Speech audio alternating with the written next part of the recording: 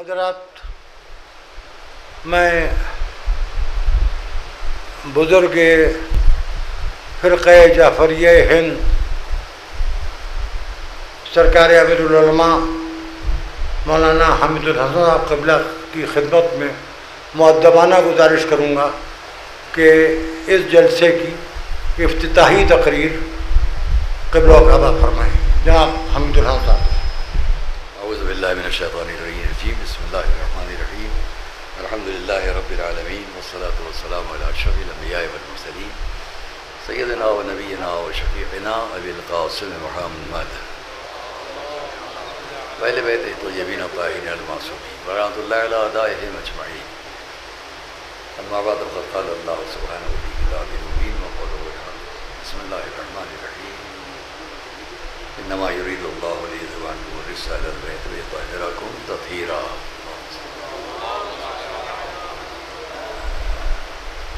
کوئی باہر کے لوگ تو ہے نہیں جو صلوات میں اتنے تکلف سے صلوات پڑھیں۔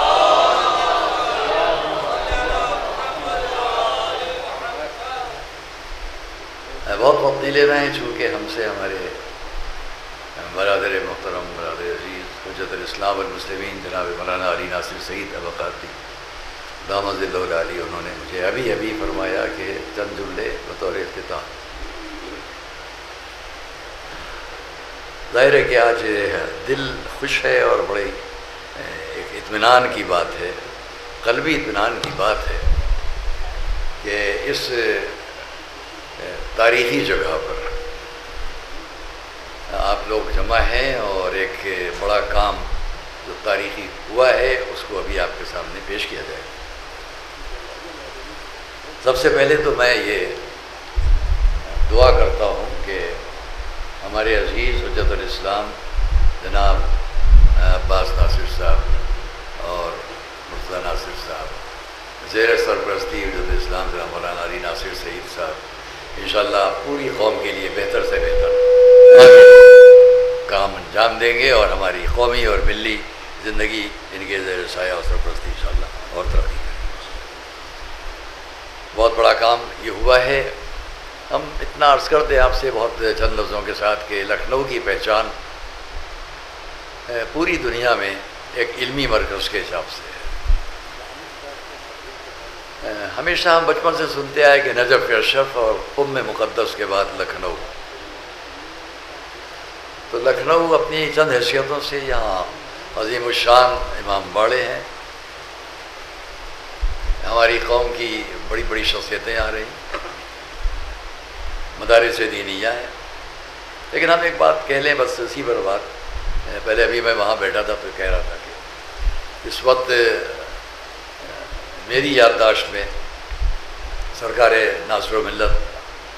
علی اللہ مقامہ ان کا چہرہ ہے، مبارک نورانی چہرہ، جو ایک موقع پر ناظم صاحب کے امام باڑے میں ہم بہت چھوٹے سے ہیں، والد صاحب کے ساتھ ہاتھ ان کا پکڑے ہوئے، وہاں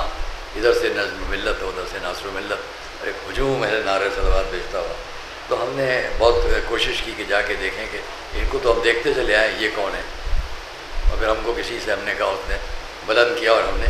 زیارت کی سرکار ناصر ملت کے چہرے کی۔ دوسرا موقع ہے 15 شعبان آ رہی ہے ابھی، پرسوں ہمارے کی جو محفل اس میں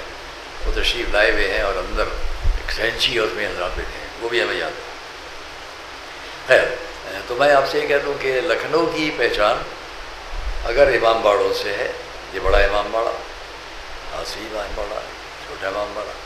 تو ایک پہچان پوری دنیا میں لکھنؤ کی اپنے امام باڑوں سے ہے۔ شاید میں اگر کچھ بھول جاؤں گا تو کوئی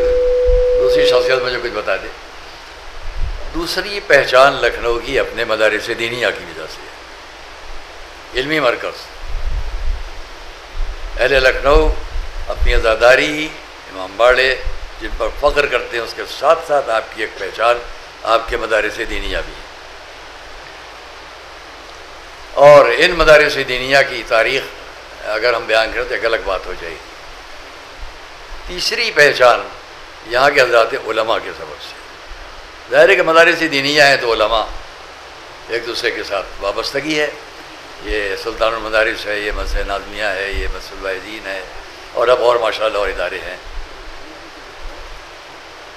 اور پہلے سب سے پہلے وہ مدرسہ سلطانی تھا، اور اس سے بھی پہلے یہاں کی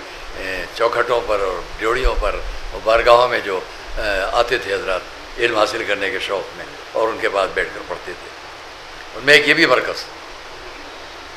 اس کو فراموش نہ کیا جائے، یہ مرکز بھی لکھنؤ کی علمی اور تدریسی زندگی کا اگر حساب لگایا جائے تو شاید سب سے زیادہ قدیم مرکز شمار ہوگا جہاں ہم اور آپ بیٹھے ہیں.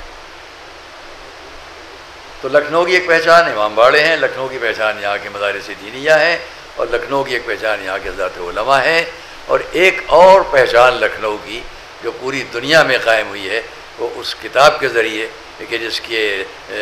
پیش کرنے والے اور مؤلف اور لکھنے والے کی شخصیت کو آج ہم پیش کریں گے، یاد کر رہے ہیں، یعنی خود ابقات الانوار. ابقات الانوار کے ذریعے سے پوری علمی دنیا میں لکھنؤ کو پہچانا گیا ہے. جو میں عرض کر رہا ہوں کہ ابقات الانوار کے ذریعے سے،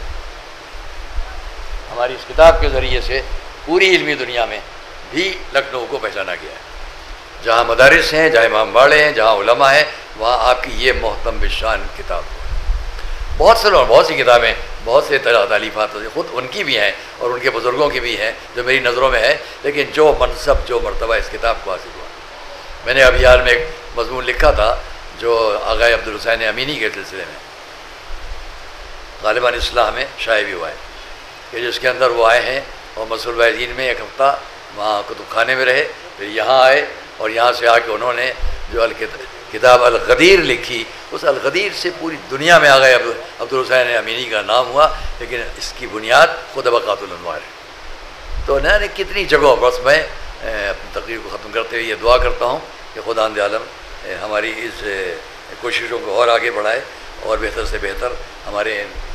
آنے والی نسلوں سے جناب عباس ناصر سعید صاحب اور ان کے بھائی اور دوسرے افراد خانوادہ یہ سب مل کر زیر سرپرستی جناب مولانا علی ناصر سعید ابقاتی صاحب اس کام کو اور آگے بڑھائیں، اور انشاءاللہ ملت شیعہ کے لیے جو ایک قابل فخر و افتخار جس سے نہ کتنے انسانوں کو اس کا جواب مل گیا، اور اس لیے ہندوستان میں تنہا ایک شخصیت رہی جس کو یہ لقب ملا ہے اور جن کو یہ خطاب، انہوں نے خود نہیں، یہاں خطابات تو لوگ ماشاءاللہ، لیکن ان کو آپ نے ابھی ان کے لیے پڑھا ہوگا امام الہند، لیکن واقعی معنی میں ان کا اگر کوئی لقب رہا ہے پورے ہندوستان کی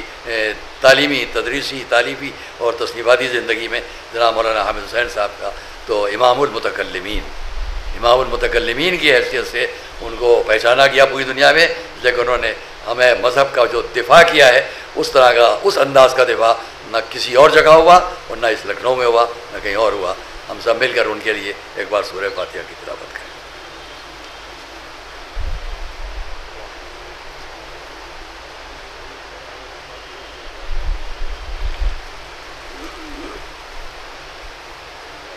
آخر میں اتنا عرض کر دوں کہ ظاہر ہے کہ اسی کام کو سرکار ناصر ملت نے، جن کا میں نے ابھی ذکر کیا، بڑھایا اور اس کو اور مکمل کیا. ہمارے جناب آیت اللہ مرحوم جناب سید الملت اللہ مقامہ نے، اور اب انشاءاللہ یہ کام اور آگے بڑھتا رہے. ان سب کے ارواح کے لیے ایک بار اور سورہ فاتحہ جناب سید الملت، جناب نصیر الملت، جناب مولانا ناصر حسین صاحب.